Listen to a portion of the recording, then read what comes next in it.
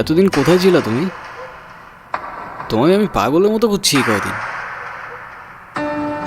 হেমো, মাঝে মাঝে কিন্তু হারিয়ে যাওয়া মন্দ কিছু না, ভালো। তো তুমি আমাকে পাগলের মতো কেন খুঁজছিলে? আছে কিছু কারণ। আরে কি কারণ বলবা তো বাবা। আচ্ছা, এত লুকোচুরি করে কি আছে? আমারটা বাদ দাও, তুমি না বললা কি একটা গুড নিউজ আছে, ওটা বলো। আহ, আছে একটা কারণ।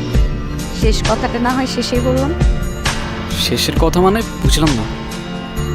তোমার বুঝতে হবে না, বলো তুমি যেটা বলতে চাইছো বলো।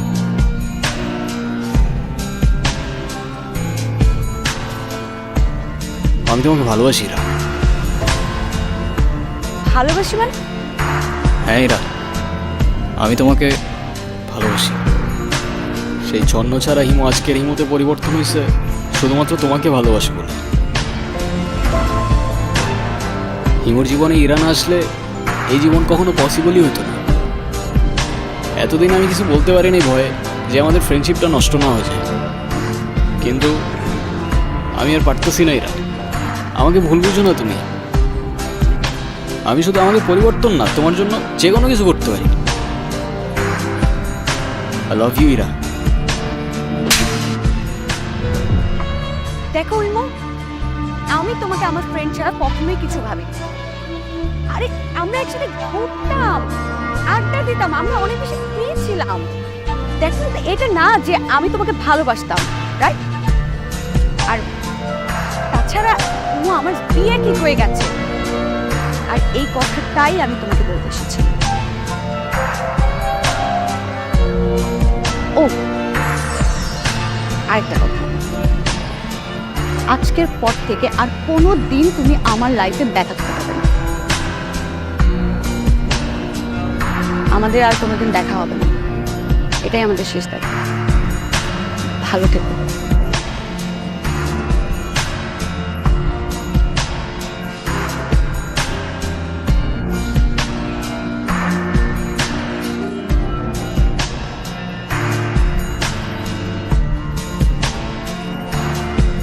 প্রত্যেকটা মানুষের জীবনেই এমন একজন আসে যেখানে এলোমেলো জীবনটা গুছিয়ে দিয়ে যায়, কিন্তু সেই গোছানো মানুষটাকে ধরে রাখার মতো সাহস বা ক্ষমতা নিয়ে কেউই আসে না।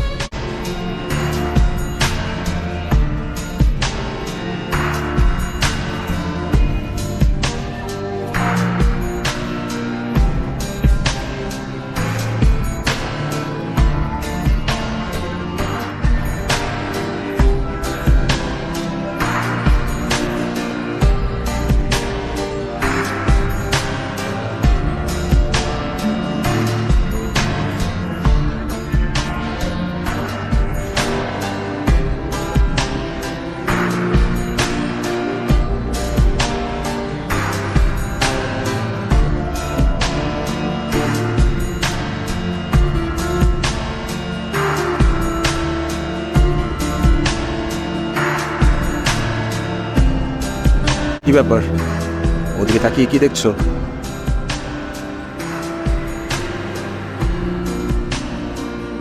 এটা একটু ধরো তো। কি এটা? বাদাম।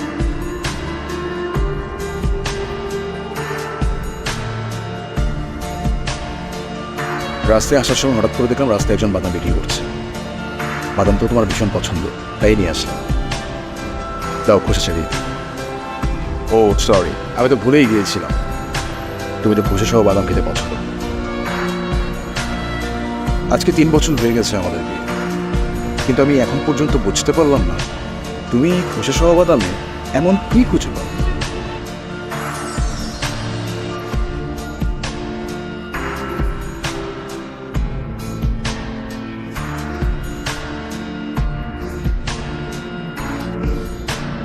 ভালোবাসা।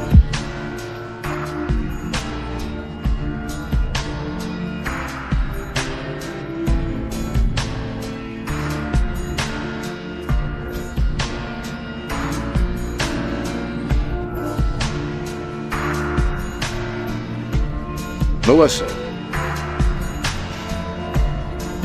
আমি না মাঝে মাঝে তোমার এসব কঠিন কঠিন কথা একদমই বুঝি না।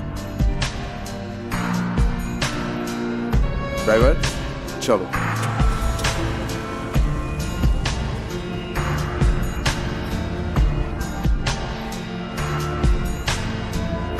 সেদিন অনেক দেরি করে ফেলেছিলে হিমু।